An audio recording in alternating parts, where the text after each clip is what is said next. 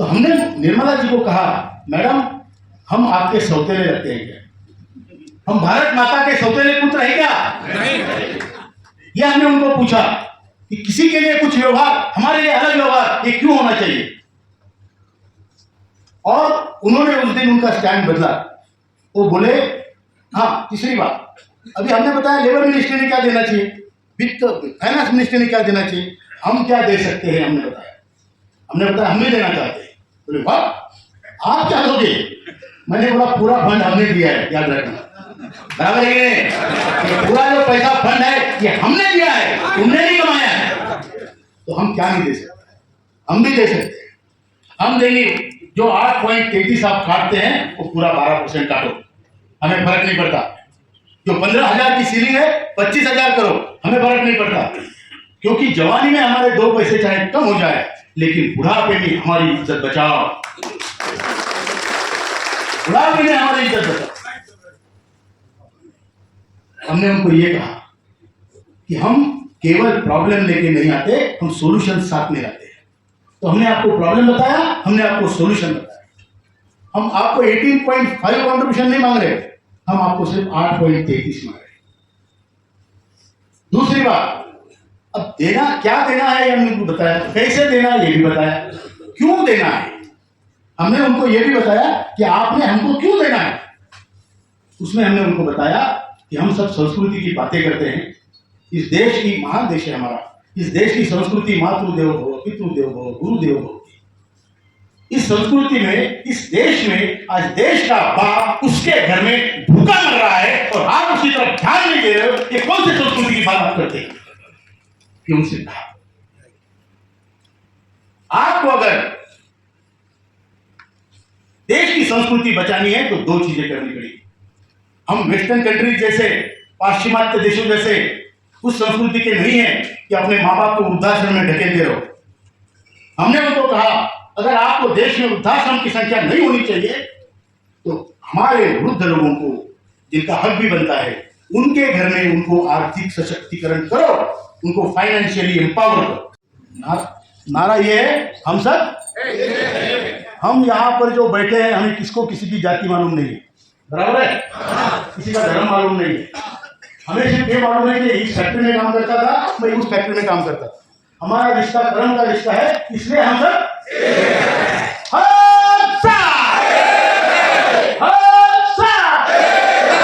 कई लोग बुढ़े हैं तो हाथ नहीं उठा रहे, हाथ उठाओ, ज्यादा से ज्यादा टूट जाएगा।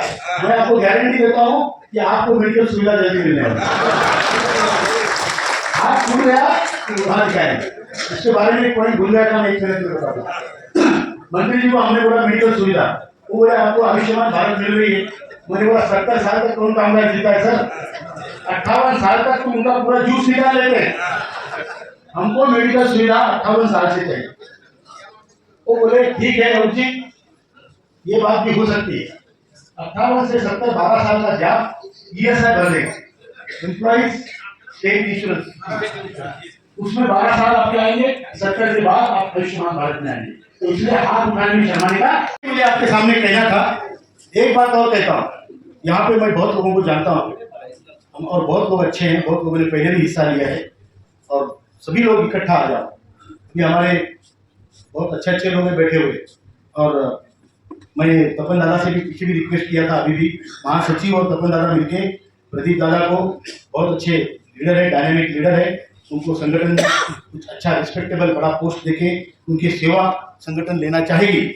प्रदीप दादा, उत्पल दादा बी रेडी, अलग अलग बैठ के कुछ नहीं होगा, अकेले आपकी संगठन रखो, जो संगठन में आप काम कर रहे हो उसको हम डिस्टर्ब नहीं कर रहे हैं, लेकिन ये नेशनल प्लेटफॉर्म है।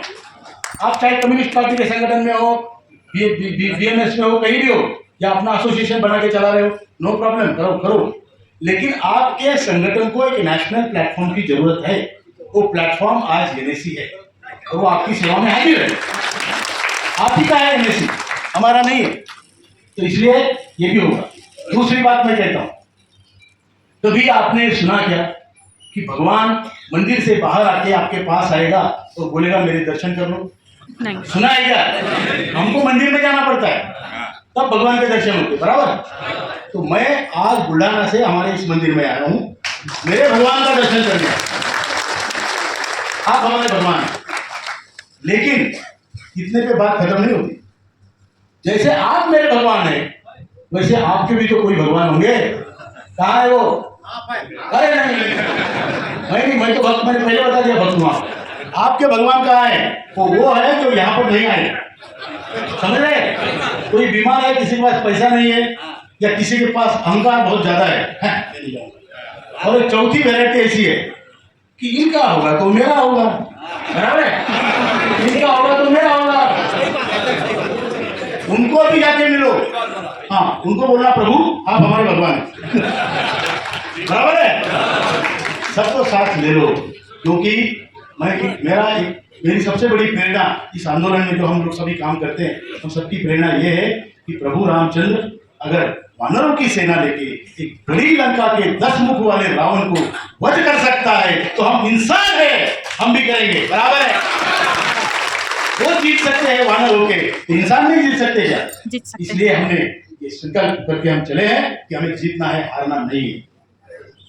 इतना ही कहता हूं, प्रभु रामचंद्र होने का कोई दावा तो कर नहीं सकता, लेकिन लक्ष्मण बनने का हमारा हक हमसे कोई नहीं छीन सकता, बराबर है क्या? लक्ष्मण ने पूरी जिंदगी राम की सेवा की, रखवाली की, चौकीदारी की, खाना बनाया, युद्ध भी लड़े। वो लक्ष्मण हमको बनना है। राम तो कोई नहीं बन सकता, लेकिन लक्ष्मण बनने का हम सबका हक है, और हम सब ढूंढेंगे अपने अपने राम, बराबर है? ये तो क्या गया, लेकिन मेरे को 22 लाख का चुना।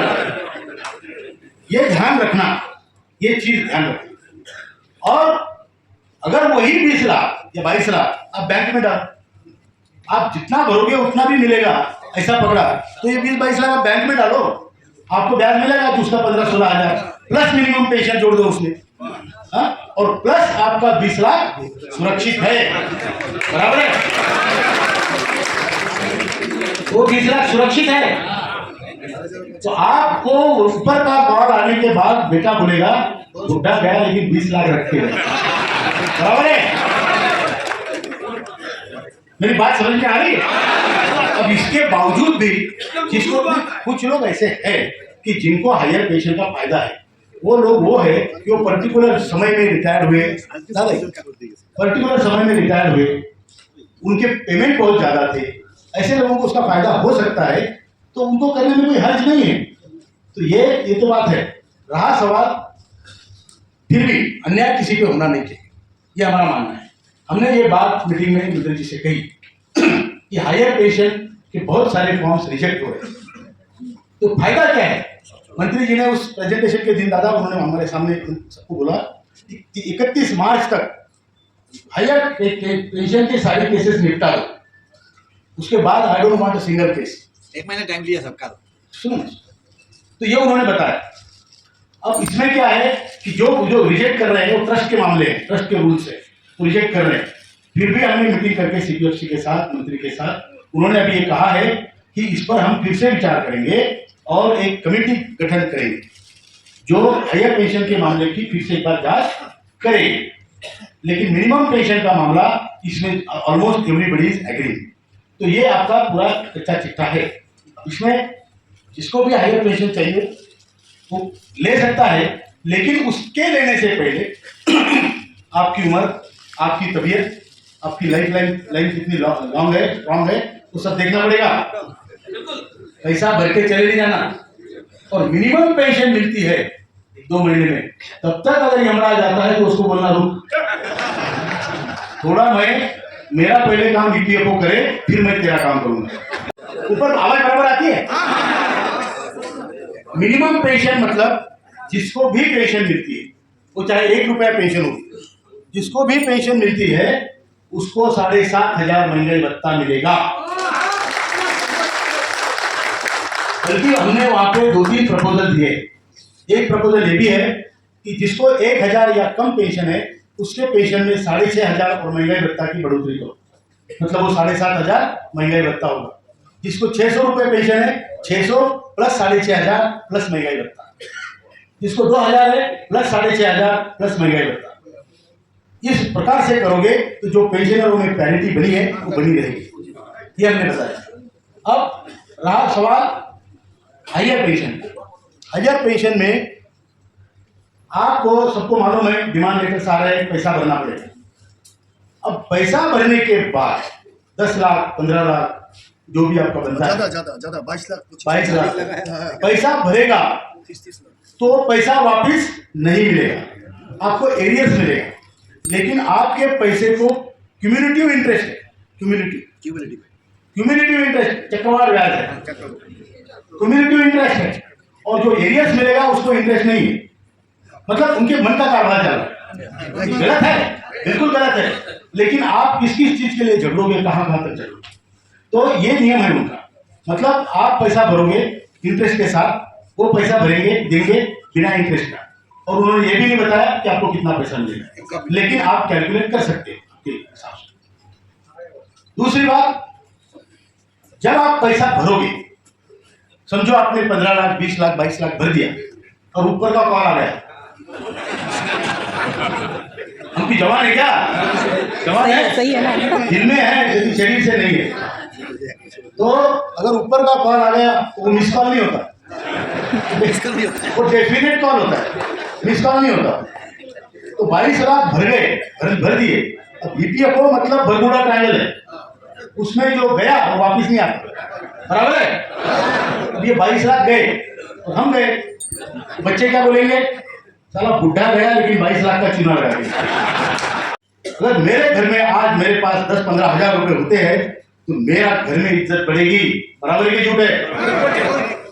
आज जो मेरे सामने थाली पटकी जाती है, कल कोई पटकेगा नहीं, बुढ़े के पास 15 हजार है बोले at the end of the month, बराबर है कि नहीं? क्योंकि मुझे एक आदमी ने नहीं पीड़ा है, पूरा समाज पीड़ रहा है।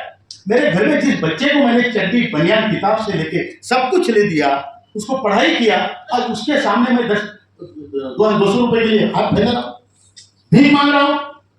तो एक बार देखा वो डॉक्टर भी होगा, इंजीनियर होगा, तीसरी बार वो नहीं देगा, इसकी बीवी बोल देगी उसको, बराबर की झूठ है ना, वो बोलेगी बुढ़ा पक्का जुआ खेलता है या शाम को दारू पीता है, ये हकीकत है।